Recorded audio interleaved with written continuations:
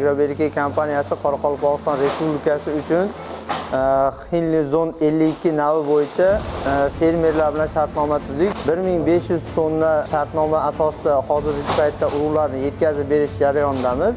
Biz urug'larimiz asosan Xitoy davlatidan olib kelingan va O'zbekistonda mahalliy yetishtirilgan navlarimiz mavjud. Bulardan asosiy ko'zlangan maqsad Qoraqalpog'iston Respublikasida ham Andijon tajribasida bir xil shu yuqori fermerlar bilan shartnoma qilib, yuqori hosildorlik olish maqsadida urug'larni yetkazib beryapmiz. Agroberiki kompaniyasini agronomlari hamda fermerlar bilan hamkorlikda ishlash jarayonini boshladik. 76-10 sxemaga moslashgan agronomik chigit.